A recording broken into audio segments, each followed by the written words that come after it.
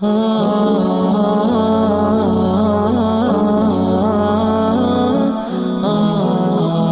dan puja kehadirat Allah Subhanahu wa taala, juga salawat dan taslim kepada Nabi besar Muhammad sallallahu alaihi wa ala alihi wa sahbihi wasallam.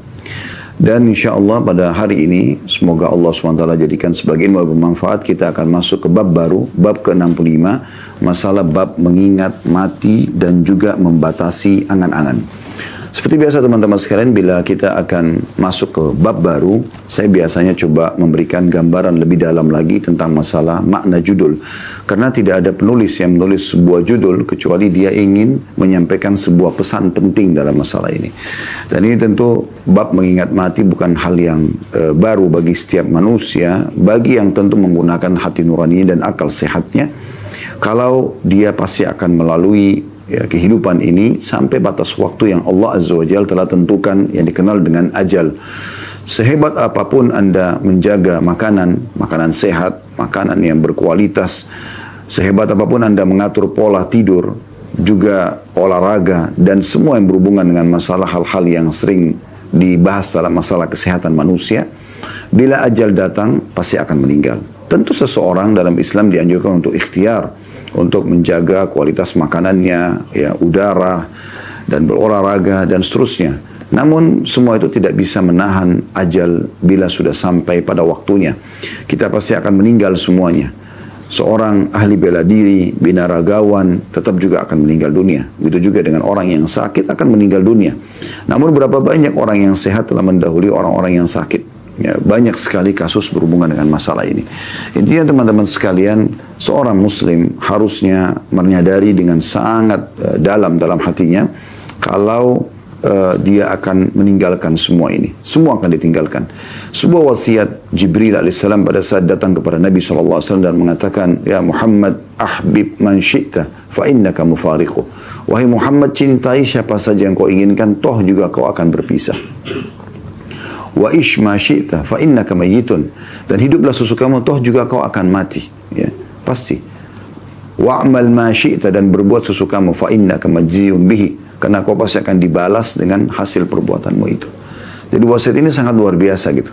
Bagaimana Jibril AS mengingatkan kepada Nabi SAW bahwasanya hidup ini ya pasti akan ada akhirnya. Dan tentu kita perlu sadari poin penting. Bagi seseorang muslim, kematian adalah awal segalanya. Itu kebahagiaan bagi dia.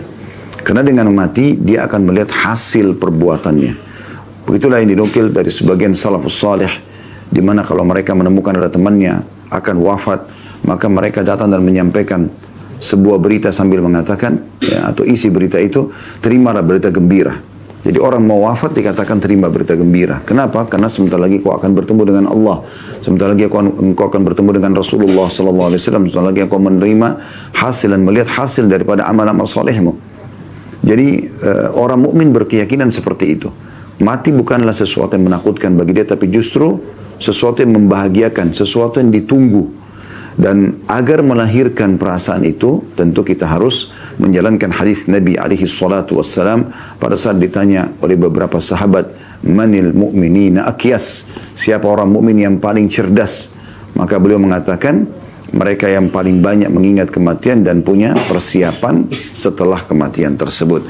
Jadi kalau kita tahu kita akan meninggal dunia, kita akan wafat dan kembali kepada Sang Pencipta Allah Subhanahu wa taala, di saat itu kita akan selalu punya persiapan yang akan kita bawa ke sana.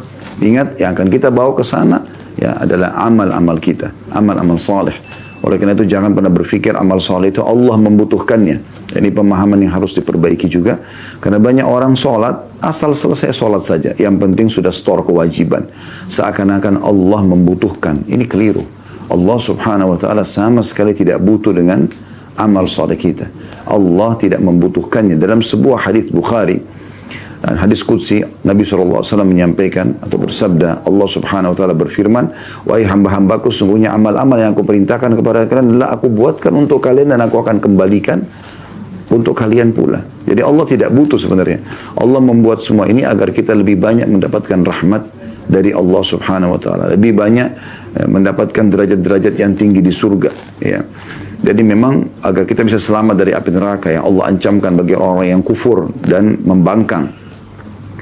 Jadi sebenarnya Kalau seseorang menyadari dia akan meninggal dunia lalu kemudian dia punya persiapan, dalam arti kata semua yang dia kerjakan dia yakin dia akan terima nanti di akhirat sana, tentu dia akan menyambut kematian dengan gembira. Bilal radhiyallahu anhu pada saat ditanya tentang masalah kematian, beliau mengatakan marhaban bil maut, selamat datang kematian itu. Karena beliau memang sudah merasa diri punya persiapan untuk itu. Setiap hari dalam kehidupan dia yang diisi adalah ketaatan kepada Allah Subhanahu wa taala, atau bahasa sederhananya adalah takwa. Takwa artinya patuh kepada Allah, mengerjakan semua perintah tanpa memilah antara wajib dan juga sunnah. Sunnah pun dikerjakan, begitu juga meninggalkan semua yang dilarang, baik itu haram ataupun makruh. Maka makin kental kita ya memperhatikan poin ini, maka makin ya tinggi tingkat ketakwaan kita. Maka ini akan makin banyak persiapan yang kita akan bawa menuju ke akhirat sana. Dan seorang mukmin wajib punya keyakinan dalam hatinya dan dalam kehidupannya bahwasanya janji Allah benar. Kalau kita sudah mengerjakan sebuah perintah, apapun itu sifatnya, sholat, puasa, haji, umrah, berdoa, berzikir, bersedekah, apa saja. Kalau kita sudah kerjakan sesuai dengan syarat dan tuntunan dari Allah Subhanahu wa taala, maka pasti akan diterima dan akan kita terima balasannya. Begitu juga kalau ada orang-orang yang membangkang, ya, ada orang yang kufur, ada orang yang bermaksiat kepada Allah Subhanahu wa taala dan tidak taubat, maka jangan pernah ragu mereka akan dihukum oleh Sang Pencipta Allah, karena janji Allah tidak akan mungkin salah. Ya, kalau seandainya ada orang yang justru bermaksiat kepada Allah dan melimpah nikmat kepadanya, maka kemungkinan ada dua hal. Yang pertama, belum tegak hujjah padanya. Maksudnya belum sampai kepadanya tentang hukum perbuatan yang dia lakukan itu haram. Ya, sehingga Allah Subhanahu wa taala belum menghukum orang yang jahil. Atau yang kedua, memang dia adalah tadarruj, tahapan siksaan.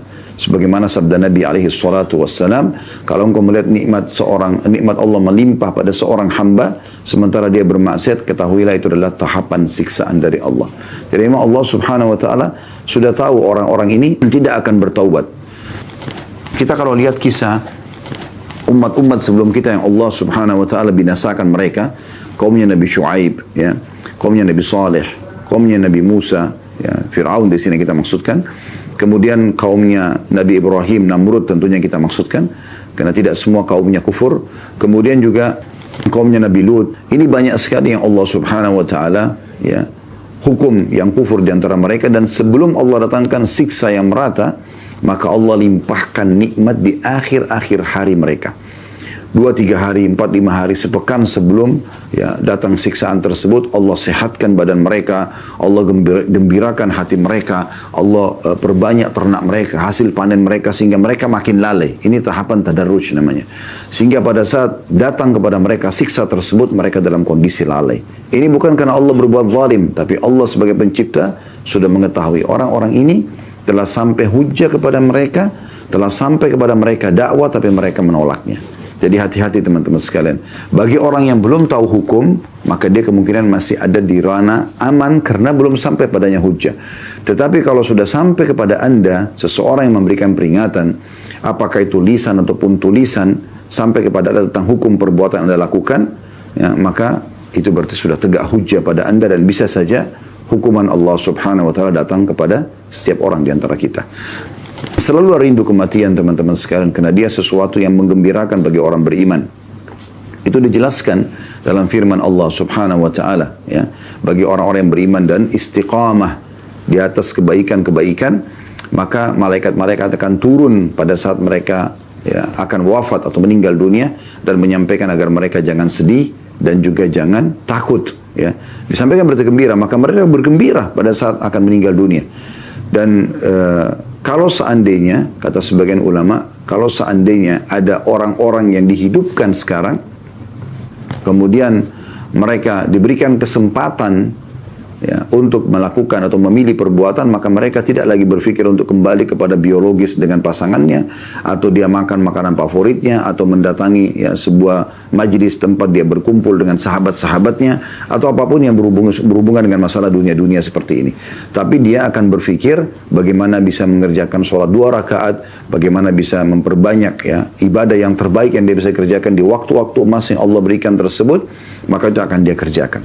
Makanya dalam sebuah riwayat Bukhari, pernah Nabi SAW melewati sebuah kuburan, kemudian beliau bersabda kepada para sahabat, sungguh demi yang jiwaku dalam genggaman, demi Allah, jenazah ini atau yang ada di dalam kuburan ini, dia lebih mencintai 2 rakaat yang kalian kerjakan sunnah ya dibandingkan dunia dan seluruh isinya. Artinya mereka berharap bisa kembali mengerjakan amal soleh. Oleh karena itu kalau orang sudah membiasakan diri dengan menyibukkan diri ya dengan amal-amal soleh, maka dia akan gembira pada saat meninggal dunia. Tapi orang yang terus lalai, tidak pernah mau sadar, seakan-akan bangga dengan ketampanannya, kecantikannya, kekayaannya, kedudukannya dan seterusnya, dan mereka terus saja meninggalkan amal-amal soleh, maka ini juga akan berbahaya bagi dia ya. Demikian juga masuk dalam masalah ini orang yang suka melalaikan amal-amal sunnah. Dia akan menyesal gitu kan. Amal-amal sunnah cukup banyak, sholat sunnah. Selalu dia mengatakan ini kan cuma sunnah. Ya sunnah juga perintah dalam agama. Dan fungsi dia sangat besar. Bukankah Nabi SAW bersabda, awal amal dihisab hari kiamat adalah sholat. Kalau dia baik maka akan membantu amal lain. Kalau dia buruk akan mengganggu amal lain. Riwayat lain, kalau amal sholatnya baik maka ya beruntunglah dia. Dan kalau sholatnya rusak maka rugilah dia. Lalu kata Allah Subhanahu wa taala kepada para malaikat, kalau sholatnya pada saat ditimbang yang wajib itu kurang, coba cek ya sholat sunnahnya. Kalau ditemukan maka digunakan untuk melengkapkan ya sholat wajibnya yang punya kekurangan.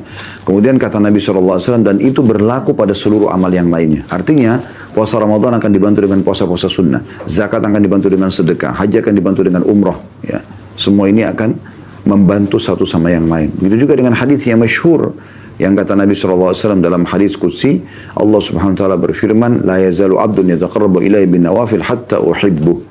Ya, seseorang hamba terus mendekatkan diri kepadaku dengan amal-amal sunnah sampai aku mencintainya.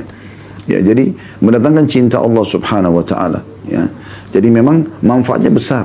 Oleh karena itu jangan selalu dianggap ini kan sunnah.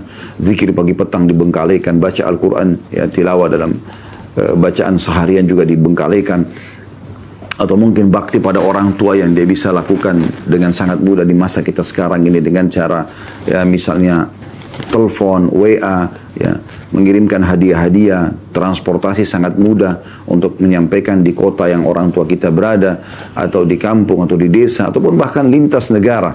Kita sekarang di masa ini bisa semuanya ya berbakti dengan sangat lebih mudah ya, atau sangat mudah. Seperti sekarang kalau ada orang puasa misalnya di satu negara, orang tua kita misalnya ada di Amerika, kita lagi di Indonesia. Sangat mudah di saat sekarang kita bisa masuk di website restoran-restoran yang mungkin kita pun mau cari restoran halal ada, kemudian kita kirimkan buka puasa ke rumah mereka, ya di waktu mereka di sana, dan kita tinggal transfer online, semuanya bisa. Lintas negara pun bisa, mendapatkan pahala buka puasa pun bisa, ya. Orang di negara-negara lain pun bisa, tinggal kita punya link kepada website yayasan-yayasan sosial di sana misalnya, maka sangat mudah gitu kan. Jadi di masa sekarang ini sangat mudah orang memperbanyak amal-amal saleh, maka jangan sia-siakan itu. Di atas ranjang sebelum tidur pun dengan online kita bisa bersedekah kepada 1000 orang fakir, kepada 1000 orang janda, 1000 anak yatim. Kita bisa menyebarkan Al-Quran, kita bisa menggali sumur, kita bisa banyak mengerjakan amal-amal saleh yang nanti bermanfaat buat kita. Ingat teman-teman sekalian, jangan pernah perhitungan di jalan Allah, ya, agar Allah pun tidak perhitungan dengan kita, dan pasti itu semua maslahatnya kembali kepada kita sendiri. Oleh karena itu kesempatan emas, mumpung masih hidup, perbanyak amal saleh. Karena kalau mati sudah datang akan terjadi penyesalan. Ada sebuah riwayat dihasankan oleh At-Tabarani. Riwayat ini unik ya, menurut saya dalam arti kata unik sini positif ya, dan harusnya menjadi pegangan setiap orang beriman. Ya, kurang lebih makna hadisnya kata Nabi SAW, sesungguhnya orang beriman itu walaupun masuk ke dalam surga, dia tetap akan menyesali waktu-waktu di dunia yang sempat dia tidak berzikir kepada Allah. Dalam arti kata, sudah masuk ke dalam surga pun, kalau ada waktu-waktu yang sempat kita sia-siakan sebagai orang beriman, itu akan ada penyesalan. Ya. Tetap kita menyesal. Coba dulu waktu saya duduk nongkrong sama teman-teman saya itu, saya baca Quran aja ya, atau saya berzikir aja ya. Coba dulu orang miskin yang sempat lewat minta itu saya tidak luputkan, tetap saya berikan kepada dia. Coba dulu pada saat Allah masih berikan kesempatan orang tua saya hidup, saya coba berbakti sama mereka. Coba dulu saudari saya yang janda itu saya coba yang penuhi kebutuhannya, saya membiayai ya tante-tante saya, paman dan ponakan-ponakan. Coba dulu gitu. Tapi sudah qadar Allah, ya. Semestinya hadis yang seperti ini kita dapat bocorannya, ini terjadi nanti di surga. Walaupun dia bersyukur kepada Allah SWT karena sudah masuk surga, tapi ada penyesalan dia. Kenapa di saat dunia dulu Allah berikan dia kesempatan justru dia tidak maksimalkan dalam beribadah kepada Allah Subhanahu wa taala. Sudahlah, yang lalu-lalu kita tidak sedang membahas yang lalu. Tapi setiap kali Anda duduk di majelis ilmu seperti ini, maka Anda berarti sedang mendapatkan peringatan dari Allah Subhanahu wa taala, maka jangan sia-siakan waktu kita ke depan. Mulai detik ini ke depan, semuanya berisi pada hal-hal yang bermanfaat. Jangan lagi ada hal-hal yang sia-sia, yang tidak ada manfaatnya sama sekali buat kita. Yang mubah saja mungkin bisa membuat seseorang masih menyesal, apalagi kalau terjerumus pada hal-hal yang haram gitu ya. Baik, kita akan masuk teman-teman sekalian ke bab kita, bab mengingat mati ini, dan membatasi angan-angan. Maksudnya membatasi angan-angan yang berhubungan dengan masalah dunia. Kalau angan-angan positif dalam arti kata angan-angan agar bisa mengerjakan ibadah haji misalnya, angan-angan bisa berjihad satu waktu, angan-angan bisa menjadi seorang ulama muslimin dan mengajarkan, angan-angan bisa memiliki yayasan sosial dan seterusnya lah ya. Maka itu tidak ada masalah. Tapi kalau angan-angan kosong, urusannya dunia ya, sehingga membuat lalai terhadap akhirat, maka ini tidak dibolehkan. Dalil pertama yang diangkat oleh Imam Nawawi rahimahullah, ayat yang masyhur dalam surah Al-Imran ayat 185, A'udzu billahi minasyaitonir rajim, kullu nafsin dha'iqatul maut wa innama tuwaffawna ujurakum yawmal qiyamah faman zuhziha 'anil nari wa udkhilal jannata faqad faz wa mal hayatud dunya illa mata'ul ghurur. Setiap yang bernyawa akan merasakan mati. Jadi sehebat apapun kita menjaga kesehatan tadi ya, sehebat apapun kita melindungi diri kita dari segala macam yang bisa menjadi mara bahaya, tetap akan merasakan mati.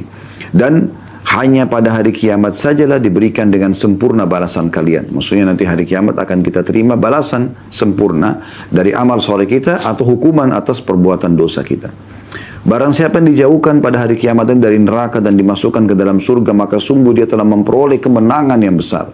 Kehidupan dunia itu tidak lain hanyalah kesenangan yang memperdaya.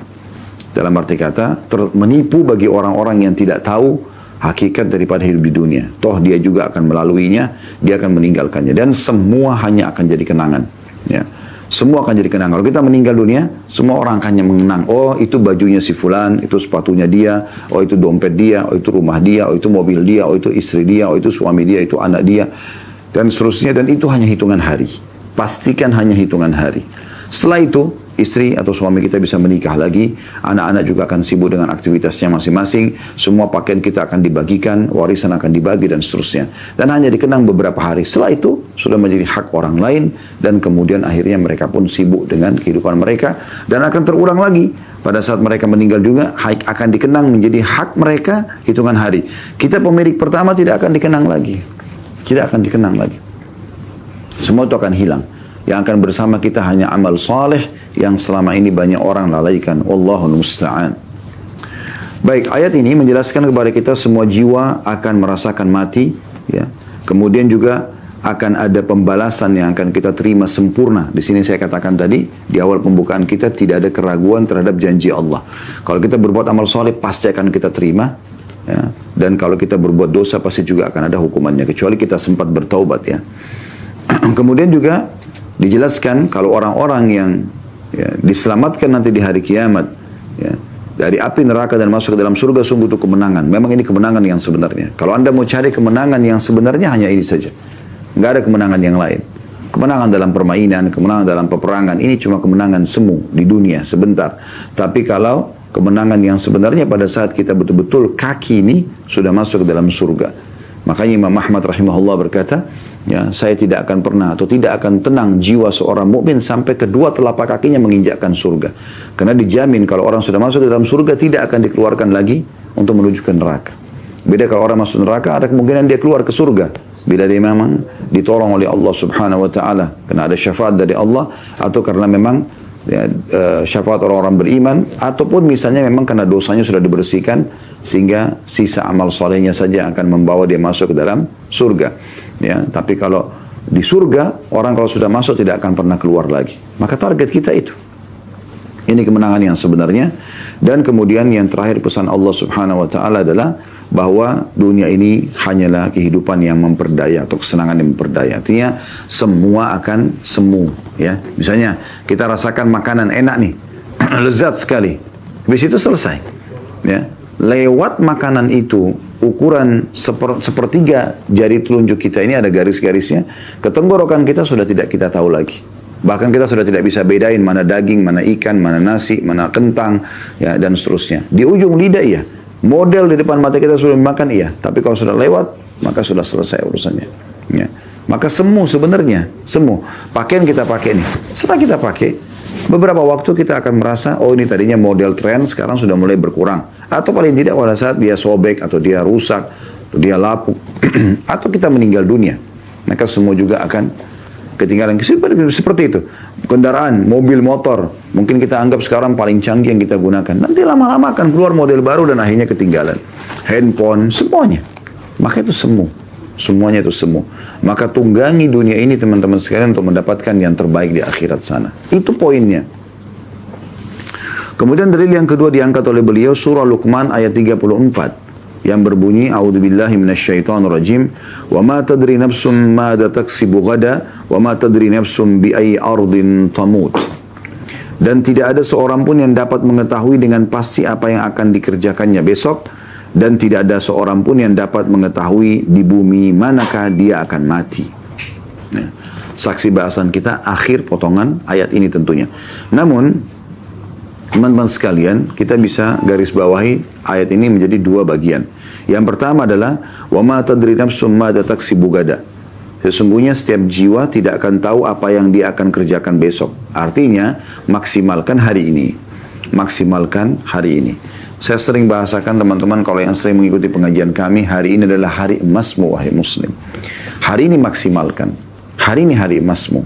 Hari inilah kamu punya kesempatan emas untuk menambah secara kualitas daripada ibadah-ibadah yang sudah kamu kerjakan dan kuantitas pada ibadah yang boleh ditambah kuantitasnya. Contoh Anda sholat duha biasanya 2 rakaat, sekarang Anda kembangkan menjadi 4 rakaat, jadi 8 rakaat dan seterusnya. Kalau biasa Anda baca cuma 10 ayat per hari, maka ayat Al-Quran Anda bisa menambah sekarang menjadi 50 ayat. Ini kesempatan gitu kan. Kalau Anda biasa sedekah dengan 2.000 rupiah, hari ini Anda punya kesempatan untuk bersedekah dengan 10.000 rupiah atau sampai 100.000 rupiah. Kalau Anda pada hari-hari sebelumnya mungkin hanya membaca istighfar 10 kali, sekarang Anda bisa istighfar sampai 100 kali. Ini kesempatan memperbanyak secara kuantitas dan meningkatkan secara kualitas semua ibadah kita di saat hari ini. Karena hari ini adalah hari emas kita. Hari inilah kita masih hidup. Dan inilah umur kita yang sebenarnya. Ya, ini umur kita yang sebenarnya. Kalau masa lalu Anda penuh dengan dosa, hari ini juga emas untuk bisa bertobat kepada Allah Subhanahu wa taala. Sehingga bersihlah dosa-dosa kita itu. Bahkan Allah Subhanahu wa taala dengan rahmatnya luas ya menyebutkan ya, dalam surah Al-Furqan, ulaika alladziina yubaddilullahu sayyi'atihim hasanat. Mereka adalah orang-orang yang Allah ganti dosa-dosa mereka menjadi pahala. Jadi ada orang subhanallah karena taubatnya nasuha benar-benar kembali kepada Allah SWT, Allah ganti dosa-dosa mereka menjadi pahala. Padahal tadinya dosa.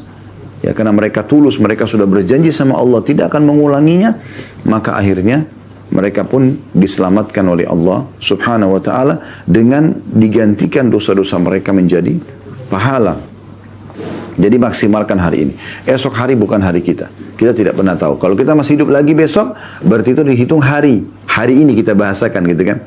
Kalau kita masih hidup besok, kita akan mengatakan, oh ini hari ini. Ini hari itulah milik kita. Selama Allah masih kasih umur, maka maksimalkan. Ya. Perbanyak amal soleh, tingkatkan kualitas dan kuantitas sebagaimana kami jelaskan tadi, atau Anda bertobat dari dosa-dosa masa lalu Anda.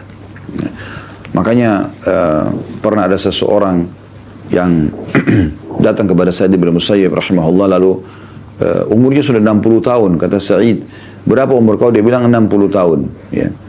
Kata Sa'id rahimahullah, sesungguhnya kau telah 60 tahun menuju ke Tuhanmu. Maka orang itu mengatakan, inna lillahi wa inna ilaihi raji'un. Kami milik Allah, kami akan kembali kepada Allah. Lalu kata Sa'id, apa kau tahu makna apa yang kau ucapkan itu?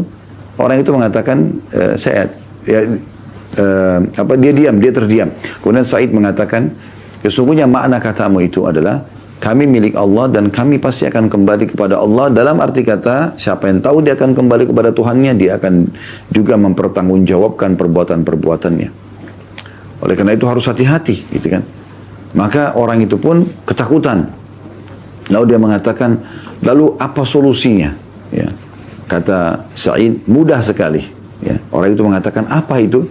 Dia mengatakan, engkau memperbaiki apa yang tersisa, tobat dari dosa-dosa, kemudian coba beramal soleh dari sisa umurmu ini, maka Allah akan terima itu dan Allah akan maafkan masa lalumu.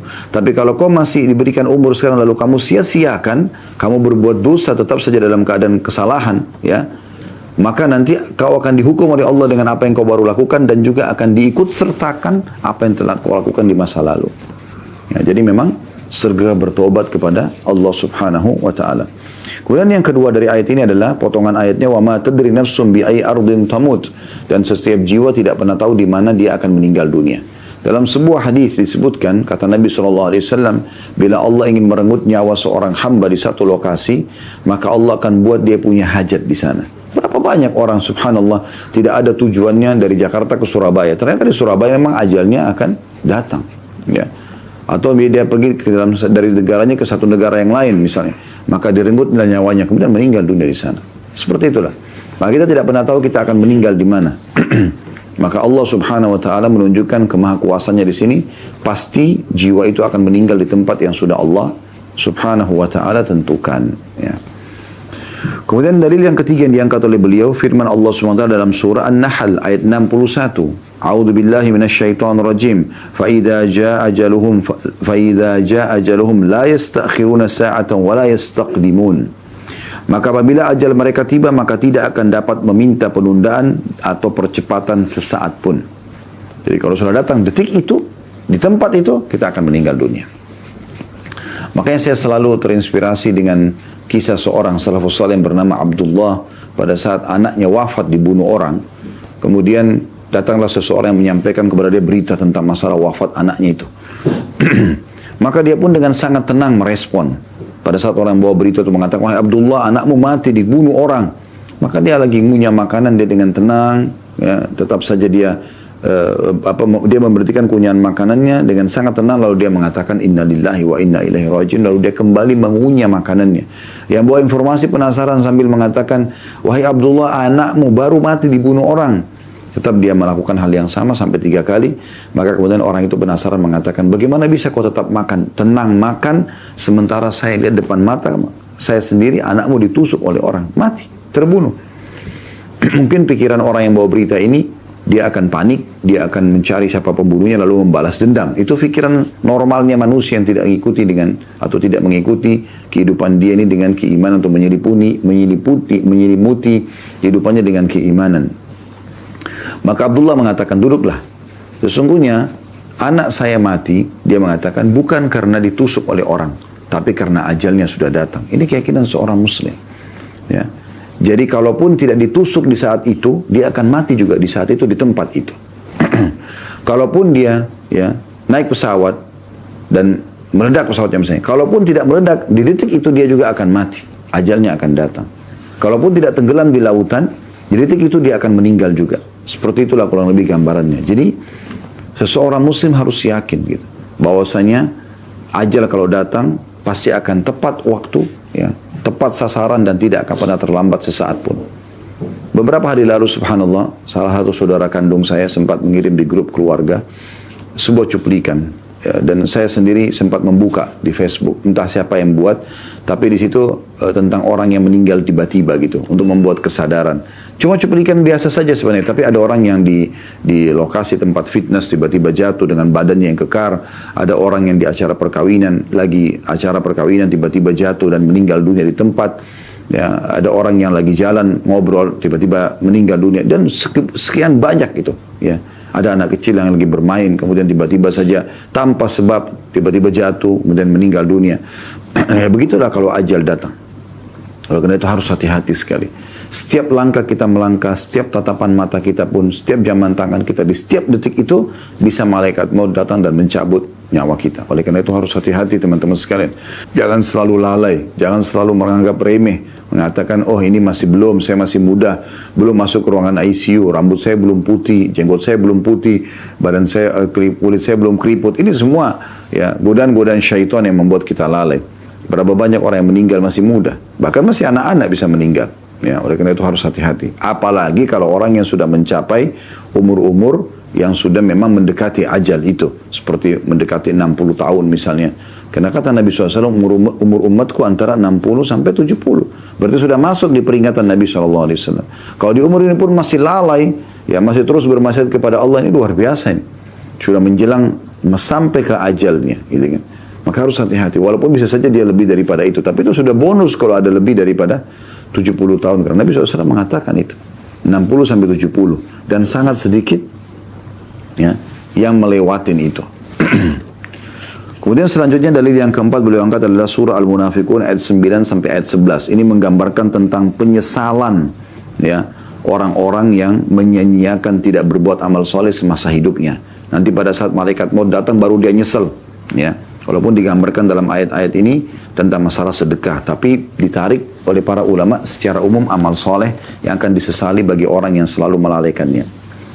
Firman Allah SWT berbunyi dari ayat 9 sampai ayat 11 Al-Munafiqun. A'udzu billahi minasyaitonir rajim.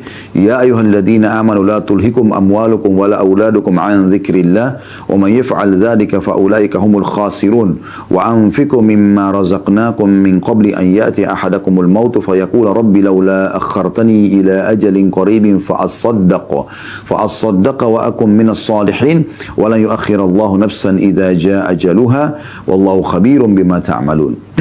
Wahai orang-orang beriman, artinya akan tersentuh orang yang ada iman dalam hatinya. Karena Allah memanggil mereka. Janganlah harta benda kalian, ya, bisnis yang dikembangkan, harta yang disimpan, ditumpukkan, ditabung, ya, dan anak-anak kalian, yang biasanya orang banyak bermain dengan anak-anaknya, memenuhi kebutuhan anak-anaknya, melalaikan kalian dari mengingat Allah. Azan, semua tinggalkan aktivitas. Dahulukan hak Allah subhanahu wa ta'ala. Gitu kan. Dan barang siapa yang berbuat demikian, maka mereka adalah orang-orang yang rugi. Siapa yang sampai membuat meetingnya, sampai meninggalkan sholat, urusan dunianya sampai akhirnya meninggalkan urusan akhiratnya, anak-anaknya karena permintaan yang mendesak dari anak-anak, sehingga dia lalai dari Allah subhanahu wa ta'ala, mencari pendapatan-pendapatan haram misalnya, maka mereka adalah orang-orang yang rugi. Rugi dunia, rugi akhirat. Ya. Dan infakkanlah sebagian dari apa yang telah kami berikan kepada kalian sebelum kematian datang kepada salah seorang di antara kalian. Lalu pada saat itu dia menyesal, ya. Dia sambil berkata, ya, dalam kondisi menyesal, wahai Tuhanku, sekiranya engkau berkenan menunda kematianku sedikit waktu lagi, berikan aku beberapa menit saja. Untuk apa? Untuk makan lagi makanan favorit, untuk kumpul lagi dengan pasangan, dengan anak-anak, untuk meeting lagi bisnisnya? Bukan, agar aku dapat bersedekah dan aku termasuk orang-orang yang saleh. Dan Allah tidak akan menunda kematian seseorang apabila waktu kematian telah datang, dan Allah maha teliti terhadap apa yang kalian kerjakan. Ya. Jadi perlu ayat ini jadi bahan renungan yang sangat dalam, terutama ya ayat-ayat terakhir yang Allah SWT mengatakan, janganlah nanti kalau datang kematian baru kalian mengatakan wahai Tuhanku sambil menyesal, ya. Berikanlah aku tenggang waktu sedikit saja. Ya. Makna sedikit di sini adalah walaupun cuma beberapa detik, beberapa menit saja. Untuk apa? Agar aku bisa bersedekah. Ya. Jadi tidak lagi aku tumpukan harta di rekeningku, tapi aku akan membantu si fulana, aku akan bantu si fulana, aku akan bantu ke yayasan ini, yayasan itu, pesantren ini, masjid itu. Tapi sudah tidak ada gunanya. Dan aku termasuk orang-orang soleh. Nah, dari potongan ayat ini, ulama mengatakan masuk dalam umumnya amal-amal soleh yang lain. Dia akan menyesal. Dia akan berharap bisa sempat sholat, sempat baca Quran, sempat hadiri majelis ilmu, sempat bakti sama orang tua, sempat memberikan hak-hak orang lain, sempat meminta maaf dari kesalahan, ya, dan segala macam hal gitu. Kemudian juga Allah mengatakan, dan ketahuilah pada saat itu sudah tidak ada manfaatnya, karena Allah sudah menentukan kalau datang ajal di saat itu, nggak ada lagi kesempatan. Biar mohon-mohon, biar menangis darah, tidak akan pernah bisa lagi. Ini Allah tekankan sekali. Tidak akan ada gunanya kalau menyesal di saat itu. Oleh karena itu sebelum datang ajal, teman-teman sekalian, selalu hadirkan pikiran kita. Sadarkan diri kita. Ya, di saat Anda lagi duduk, lagi merenung, lagi sendiri, langsung sadarkan diri kita. Kalau pas Allah ingatkan, langsung berzikir kepada Allah SWT. Lagi naik tangga, lagi di lift, lagi antri mau beli sebuah produk, istighfar. Berzikir kepada Allah SWT. Ulangi hafalan. Baca Qul Huwallahu Ahad. Apa saja. Lakukan amal saleh atau dengarkan pengajian mungkin dengan headset kita, ya, sehingga ada hal yang bermanfaat, bukan hal-hal sia-sia saja.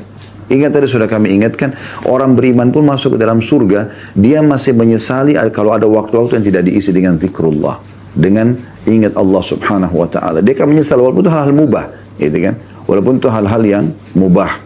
Oleh karena itu, kesempatan emas untuk bisa mengisi waktu-waktu kita dengan amal-amal saleh.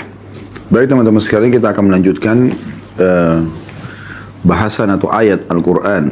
Ayat-ayat Al-Quran diangkat oleh Imam Nawawi rahimahullah. Dan sekarang kita akan masuk dalam surah Al-Mu'minun ayat 99 sampai 115. Dan ayat-ayat ini ayat-ayat yang luar biasa sekali yang harusnya bisa menyentuh secara keimanan berhubungan dengan masalah mengingat kematian.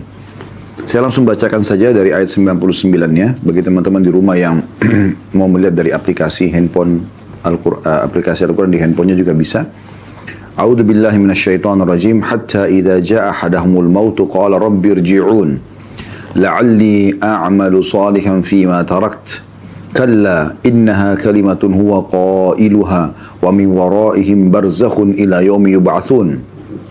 فإذا نفخ في الصور فلا أنساب بينهم يومئذ ولا يتساءلون ومن ثقلت موازينه فأولئك هم المفلحون ومن خفت موازينه فأولئك الذين خسروا أنفسهم في جهنم خالدون تلفح وجوههم النار وهم فيها كالحون ألم تكن آياتي تتلى عليكم فكنتم بها تكذبون قالوا ربنا غلبت علينا شقوتنا وكنا قوما ضالين ربنا أخرجنا منها فإن عدنا فإنا ظالمون قال اخسأوا فيها ولا تكلمون إنه كان فريق من عبادي يقولون ربنا آمنا فاغفر لنا وارحمنا وأنت خير الراحمين فاتخذتموهم سخريا حتى أنسوكم ذكري وكنتم منهم تضحكون إني جزيتهم اليوم بما صبروا أنهم هم الفائزون قال كم لبثتم في الأرض عدد سنين قالوا لبثنا يوما أو بعد يوم فاسأل العادين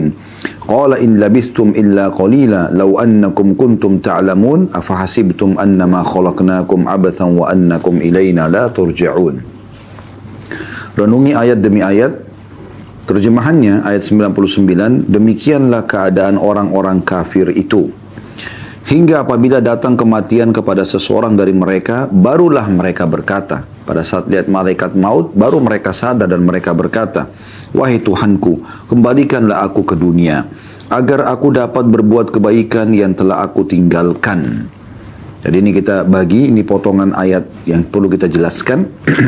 Jadi nanti pada saat orang meninggal, umumnya perkataan mereka seperti ini, yang diikuti dengan penyesalan bagi orang kafir secara khusus, orang munafik, orang musyrik, dan juga bagi orang yang banyak berbuat dosa, namun dia tidak sempat taubat, sehingga akhirnya arahnya lebih cenderung kepada neraka. Maka mereka akan menyesal, mereka berharap agar dikembalikan pada saat itu. Minta waktu sejenak saja, beberapa detik saja, yang penting bisa sempat bertaubat. Maka Allah menjawab, ya, tidak mungkin, sekali-kali tidak. Sungguh itu adalah dalih yang diucapkannya saja. Itu hanya perkataan dia saja. Biar dia mohon tidak akan mungkin dikabulkan. Dan di hadapan mereka ada barzakh, ya. Dan barzakh ada footnote nomor 472 di situ, yaitu dinding penghalang antara mereka dengan hari kebangkitan. Tapi sudah masuk ke alam barzakh. Dan barzakh ini teman-teman akan dimasuki alam ini oleh setiap ruh, ya, orang beriman atau orang kafir, sempat jasadnya dimasukkan ke dalam tanah atau tidak. Jadi sebuah alam yang Allah sendiri lebih mengetahui tentang di mana letaknya, ya. Tapi yang jelas ada alam barzakh. Itu nanti akan menjadi awal pintu dia menuju kepada hari kebangkitan nantinya. Apabila sangkakala ditiup nanti menjelang hari kiamat, maka tidak ada lagi pertalian keluarga di antara mereka pada hari kiamat itu, dan tidak pula mereka saling bertanya. Nah, maksudnya nanti pada hari kiamat nggak bisa lagi orang, oh ini karena istri saya, ini karena suami saya, ini anak saya, ini orang tua saya, ini paman, ini tante, ini ponakan. Nggak ada lagi itu, ya. Maksudnya tidak ada itu bisa digunakan untuk membantu kita. Nggak bisa lagi, ya. Karena orang masing-masing akan menyelamatkan diri. Ya, dalam beberapa riwayat disebutkan orang akan lari dari, ya, pasangannya sendiri, karena memang Dia khawatir jangan sampai ada hak-hak yang belum sempat dia berikan. Ya. Atau mungkin ada hal-hal yang pernah dia sakitin, kemudian belum sempat minta maaf. Dan pasangan pun belum memaafkan misalnya, atau orang tuanya, atau anaknya. Maka semua orang akan lari dari orang-orang yang mereka dekat atau cintai pun. Dalam ayat yang lain Allah mengatakan, Yawma yafiru mar'u min abi, pada hari itu orang lari dari ayahnya, wa ummihi wa yawma yafiru mar'u min akhi, pada hari itu orang lari dari saudaranya, wa ummihi wa abi, dan ibunya juga ayahnya, wa sahibatihi wa bani, dan juga istrinya juga anak-anaknya. Likulli imri'in minhum yawma idzin sya'nu yughni. Pada hari itu orang semua sibuk untuk menyelamatkan dirinya masing-masing. Ini yang Allah gambarkan. Maka pada saat ditiup sangkakala, kita selalu ingin berharap supaya jangan sampai ya bertemu dengan orang-orang yang bisa menuntut hak-haknya pada diri kita. Oleh itu teman-teman sekalian, sering kami ingatkan untuk diri saya sendiri, kemudian teman-teman sekalian, menuju ke akhirat bawalah dua hal. Bawa amal saleh dan teman-teman saleh yang bisa membantu kita dengan syafaatnya, ya. Dan jangan bawa dua hal, jangan bawa musuh dan dosa yang akan menyusahkan kita tentunya. Lalu kemudian Allah mengatakan, barang siapa yang berat timbangan kebaikannya pada hari itu, maka merekalah orang-orang yang beruntung. Dan barang siapa yang ringan timbangan kebaikannya, dosanya lebih banyak, maka mereka adalah orang-orang yang merugikan diri mereka sendiri dan mereka kekal di dalam neraka jahanam. Nah, dalam arti kata, orang nanti kalau terlalu banyak dosanya dan akhirnya ditimbang dengan amal soleh, maka tentu saja dia akan merugi dan akan dimasukkan ke dalam api neraka. Di hari kiamat nanti teman-teman, ada orang yang masuk surga tanpa hisab. Ini para nabi-nabi, para syuhada, dan tentu orang-orang yang Allah berikan kesempatan mereka, dan semoga kita termasuk di antaranya, karena kita bisa mohon kepada Allah agar dimasukkan ke dalam surga tanpa hisab, jadi tidak ditimbang lagi amalnya. Ada orang yang masuk surga tapi ditimbang dulu amalnya. Kenapa? Karena dosanya masih lebih berat daripada amal solehnya, atau masih berimbang, ya, sehingga dia butuh syafaat pertolongan. Ada juga orang yang masuk neraka tanpa timbangan. Nah, itu memang orang kafir tidak ditimbang gitu. Mereka akan masukkan ke dalam api neraka. Karena tidak berguna amal-amal kebaikan yang mereka kerjakan. Cuma Allah dengan kemahadilannya akan memperlihatkan kepada mereka, ini loh amal-amal yang kau pernah kerjakan dari yang baik, tapi tidak menilai karena kau tidak beriman. Dan ini dosa-dosamu yang membuat kau akan masuk ke dalam api neraka. Ya. Kemudian dikatakan di neraka itu wajah mereka dibakar oleh api neraka itu. Dan mereka dalam neraka, ya, dalam keadaan muram dengan bibir yang cacat. Ya, sebenarnya lebih tepat terjemahnya mereka dalam kondisi cacat.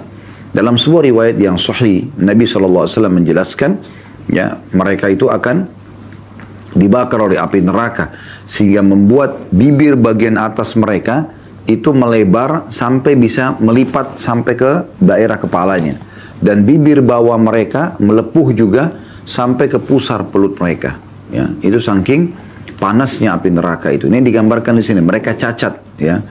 Dalam riwayat yang lain juga Nabi SAW bersabda bahwasanya pada saat itu mereka akan terus menangis dan memohon sambil memanggil penjaga neraka. Namun penjaga neraka tidak menjawab mereka. Ya. Seingat saya dalam riwayat itu sampai 500 tahun nggak dijawab. Kemudian setelah dijawab pun dikatakan oleh para penjaga neraka, kalian tidak akan mungkin, ya, bisa keluar dari neraka ini. Lalu mereka memanggil Tuhan mereka. Kata Nabi SAW, Allah Azza wa Jalla tidak menjawab mereka seumur bumi, seumur dunia, seumur dunia. Ya. Berapa ribu ayat, berapa ribu abad, Allahu a'lam, ya. Maka setelah itu pun Allah mengatakan firman Allah ini, qala khsa'u fiha wa la tukallimun.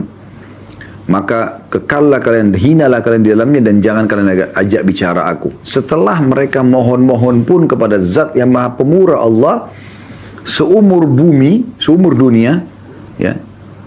Mohon-mohon terus dan sambil disiksa, ternyata jawaban Allah setelah itu juga qala khsa'u fiha. Ini dalam surah Al-Mu'min ayat 108 ini. Allah mengatakan, terhinalah kalian di dalamnya, wala tukallimun, jangan pernah kalian bicara denganku.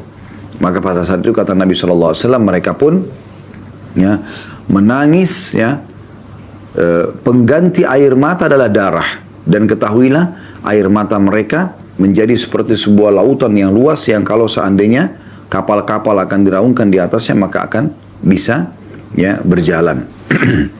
Jadi ini yang dimaksud mereka cacat dan juga mereka akan ya dihinakan oleh Allah Subhanahu wa taala di dalam neraka itu sendiri. Lalu Allah mengatakan, sebabnya adalah, bukankah ayat-ayatku telah dibacakan kepada kalian tapi kalian selalu mendustakannya? Ya. Dalam arti kata sudah sampai kepada kalian ya firman-firmanku.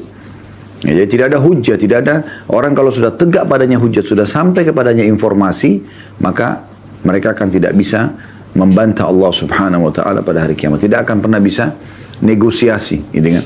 Karena telah sampai kepadanya. Dan subhanallah di masa kita sekarang bisa kita katakan tidak ada orang yang tidak sampai hujah kepada mereka karena media sangat luar biasa. Para ulama, para dai dengan luar biasa gencarnya menyampaikan tentang agama Allah Subhanahu wa taala, tentang halal haramnya.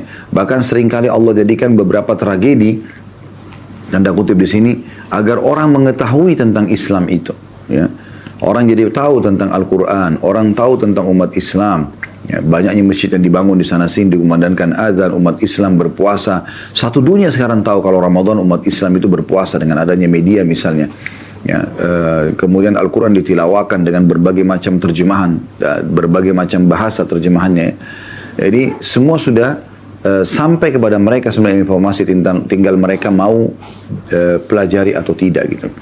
Maka Allah mengatakan itu, bukankah ayat-ayatku telah dibacakan namun kalian tetap mendustakannya? Maka mereka berkata, wahai Tuhan kami, kami telah dikuasai oleh kejahatan kami. Ini syiqwah, ya. Ghalabat alaina syiqwatuna. Ya Allah, kami telah dikuasai oleh kejahatan atau hawa nafsu kami. Ya. Dan kami ya, termasuk orang-orang yang sesat. Jadi mereka akui pada saat itu. Iya sih, waktu itu memang ya Allah, ya saya memang yang lalai, saya memang yang begini dan begitu. Dia akui, gitu kan. Namun pada saat mereka bilang, setelah mengakui kami telah dikuasai oleh kejahatan kami dan kami orang-orang yang sesat, wahai Tuhan kami, keluarkanlah kami dari neraka ini dan kembalikan kami ke dunia. Maka jika kami masih juga kembali kepada kekafiran atau kemaksiatan, sungguh kami adalah orang-orang yang zalim. Tapi apa jawaban Allah? Allah mengatakan, tinggallah, ya, tinggallah dengan hina di dalamnya, maksudnya di neraka. Dan janganlah kalian berbicara denganku. Ini sudah saya jelaskan tadi. Ada sabda Nabi SAW begitu. Yang menyampaikan. Mereka memanggil Tuhan mereka Allah. Allah tidak menjawab mereka seumur ya, dunia ini. Setelah itu pun Allah menjawab dengan firman Allah ini. Qala khsa'u fiha wa la tukallimun. Ya, tinggallah kalian dalam kondisi hina di dalamnya dan jangan kalian berbicara denganku. Sampai akhirnya mereka menangis. Pengganti air mata, darah yang keluar. Gitu kan. Karena penyesalan yang luar biasa gitu. Sungguh ada segolongan dari hamba-hambaku, ya kata Allah SWT, di dunia, berkata sambil berdoa, wahai Tuhan kami telah beriman dan ampunilah kami dan berilah kami rahmat. Engkau adalah pemberi rahmat yang terbaik. Lalu kalian, wahai orang-orang kafir, menjadikan mereka sebagai buah ejekan. Ya. Sehingga kesibukan kalian mengejek mereka menjadikan kalian lupa mengingat aku. Dan kalian selalu menertawakan mereka. Maksudnya menertawakan orang-orang beriman. Ya, jadi kalau sekarang ada da'i, ada ustadz, ada kiai, ada ulama menyampaikan, jangan diolok-olok. Ya, terima nasihat itu. Karena jangan sampai nanti menyesal malah di akhirat. Ya. Telah sampai kepada kalian itu semuanya. Tapi kalian banyak mengolok-oloknya, menertawakan. Soalim lah, inilah, itulah, garis keras lah, atau apa saja. Dengan istilah-istilah yang digunakan sehingga akhirnya melalaikan dirinya sendiri. Sibuk dengan ejekan-ejekan itu. Di masa kita sekarang banyak sekali orang seperti itu ya. Sibuk dari ejekan ini kepada ejekan ini. Kepada dai ini, kepada ulama ini. Sibuk terus mencari kesalahan-kesalahan dan kekurangan mereka. Sehingga akhirnya dia sendiri terlalaikan. Ini Allah katakan di sini. Saya ulangi. Jadi ada di dunia hamba-hambaku yang berdoa. Orang-orang beriman ini berdoa. Wahai Tuhan kami telah beriman. Maka ampunilah kami dan berikanlah kami rahmat. Engkau adalah pemberi rahmat yang terbaik. Lalu kalian, ya, wahai orang-orang yang sibuk mengejek-ngejek ini, menjadikan mereka sebagai buah ejekan. Sehingga kesibukan kalian mengejek mereka menjadikan kalian lupa mengingat aku, kata Allah. Jadi dia sendiri sedang membengkalikan dirinya. Dan kalian selalu menertawakan orang-orang beriman itu. Sungguh pada hari ini, kata Allah, di hari kiamat, aku memberi balasan kepada orang-orang beriman itu, kepada mereka, karena kesabaran mereka, sungguh mereka itu adalah orang-orang yang memperoleh kemenangan. Ya. Allah kemudian bertanya kepada orang-orang kafir itu, berapa tahun lamakah kalian tinggal di bumi? Maka mereka menjawab, kami tinggal di bumi sehari atau setengah hari saja. Maka tanyakanlah kepada mereka yang menghitung, ya. Maksudnya mereka sendiri merasa 60 tahun, 70 tahun itu seperti satu hari atau setengah hari saja. Maka Allah berfirman, kalian tidak tinggal di bumi melainkan sebentar saja. Jika kalian benar-benar mengetahuinya, ya. Jadi sebenarnya waktu yang aku berikan itu pendek, gitu kan. 1 jam, 2 jam, 24 jam, ya, 1 hari jadi 2 hari, 1 minggu, 2 minggu, 1 bulan, 1 tahun, 10 tahun, 20 tahun, semuanya itu sebentar. Cuma berlalu begitu saja gitu. Lalu kata Allah, apakah kalian mengira kami menciptakan kalian secara main-main tanpa ada maksud atau tujuan? Dan bahwa kalian tidak akan dikembalikan kepada kami? Tanda tanya. Maksudnya, apakah kalian tidak mau tahu atau tidak mengetahui bahwa kalian akan dibangkitkan seperti ini? Dan kalian akan diminta pertanggungjawaban? Tentu sudah jelas jawabannya. Mereka pada saat itu tidak bisa lagi berdusta, tidak bisa manipulasi data. Mereka akan mengakui sambil mengatakan benar. Kami pasti akan menemukan semua ini. Nah, ini jadi Allah sudah berikan kita bocorannya, teman-teman. Jangan sampai kita menjadi orang-orang seperti ini. Ya. Kembali saya ingatkan lagi, ya, mereka mengatakan pada saat mati, ya Allah kembalikanlah kami di dunia. Untuk apa? Agar kami bisa mengerjakan amal soleh yang dulu kami sia-siakan. Kata Allah itu hanya ucapan kosong yang mereka ucapkan. Dan sesungguhnya mereka berada di barzakh yang akan menjadi awal menuju hari kebangkitan itu. Nanti kalau sudah ditiupkan sangkakala, ditimbanglah amal-amal soleh itu. Siapa yang berat amal solehnya dia akan selamat. Siapa yang ringan amal solehnya atau berat amal buruknya, maka akan masuk ke neraka. Lalu kata Allah SWT, pada saat itu mereka akan cacat di neraka. Wa na'udzubillah. Dan Allah mengatakan, bukankah telah sampai kepada kalian ayat-ayatku, ya, dan kalian terus mendustakannya. Dan dulu, ya, maka mereka mengatakan sesungguhnya hawa nafsu kami, kejahatan kami mengalahkan kami, gitu.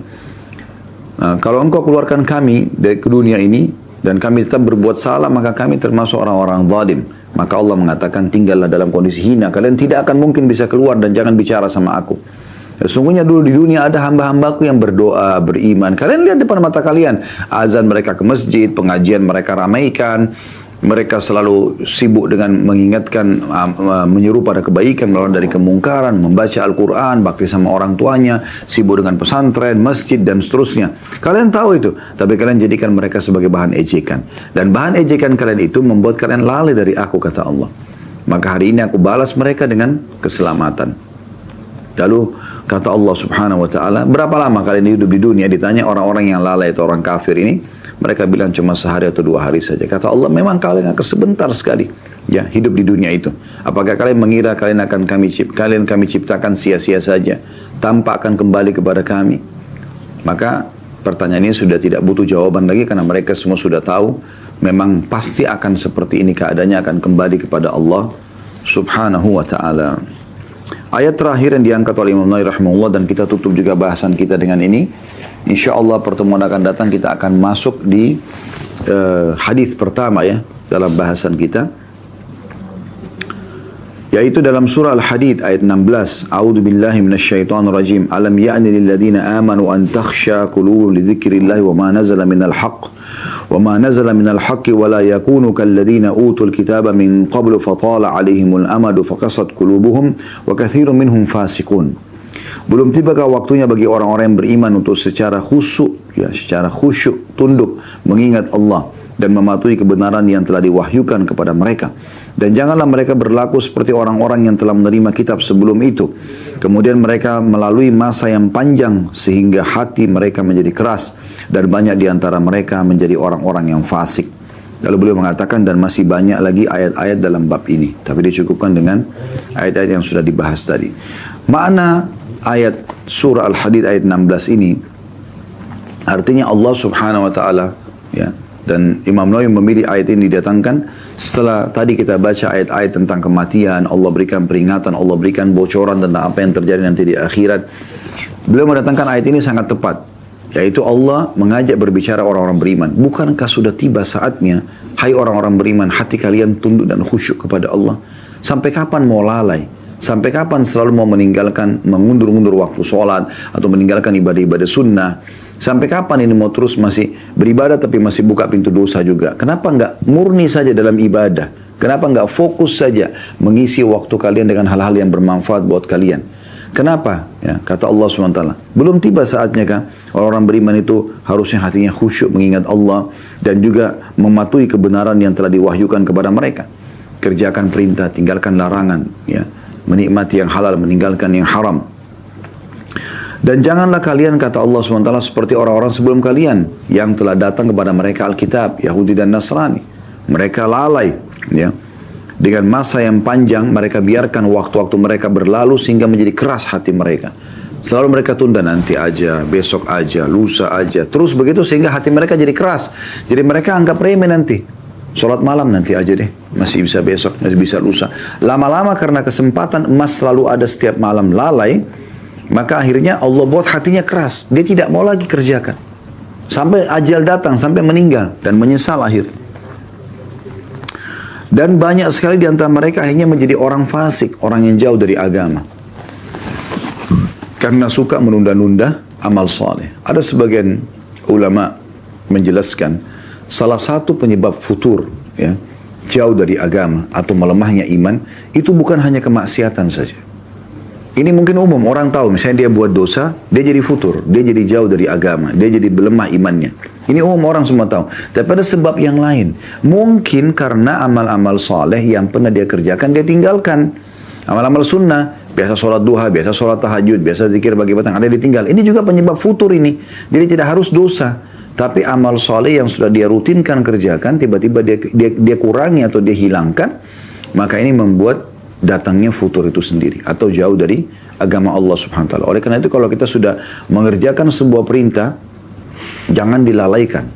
Terus komitmen jaga, ya. Ingat, untuk menjadi seorang yang juara gampang. Tapi untuk menjaga supaya kita selalu juara nomor 1 misalnya, maka ini butuh perjuangan. Oleh karena itu butuh perjuangan dalam istiqamah, ya. Ingat, selalu saya ingatkan 4 hal, ya, kiat untuk istiqamah: majlis ilmu. Selalu buat simbol tidak ada hari tanpa ilmu. Yang kedua, amalkan isi ilmu itu. Jangan cuma dengar, sholat duha, sholat malam, sedekah, baca Quran, hafal Quran, bakti orang tua dan seterusnya, tapi tidak diamalkan. Yang ketiga, komunitas. Dan yang keempat, berdoa kepada Allah Subhanahu wa taala agar kita bisa selalu istiqomah sampai ajal datang. Ingat, tugas kita semua hanya sampai ajal datang. Saya sebagai suami misalnya, dan semua laki-laki sebagai suami, bertugas sebagai suami memberikan hak istri hanya sampai ajal datang. Dan itu karena Allah Subhanahu wa taala. Anda wahai muslimah yang berstatus istri hanya bertugas sampai ajal Anda datang. Setelah itu Anda tidak punya kewajiban lagi untuk mengurus suami Anda. Jalankan tugas-tugas yang Allah bebankan, ya. Yang Allah wajibkan Anda kerjakan yang merupakan hak suami. Sebagai orang tua hanya sampai ajal datang, sebagai anak hanya sampai ajal datang, sebagai tetangga, sebagai, ya, sahabat dan seterusnya. Semua ini sampai ajal datang. Oleh karena itu kita maksimalkan waktu selama ajal itu atau sampai ajal itu datang nanti dengan hal-hal yang baik. Mulai hari ini teman-teman sekalian, jangan tunda lagi untuk menjadi orang yang lebih taat kepada Allah Subhanahu wa taala, karena orang yang taat kepada Allah akan mendapatkan rahmat Allah, kebahagiaan, ketenteraman hati dan juga, ya, keselamatan di akhirat nanti. Mudah-mudahan apa yang kita bahas pada hari ini bermanfaat buat kita semua dan Allah jadikan sebagai tambahan amal untuk kita semua pada hari kiamat. Subhanakallahumma bihamdika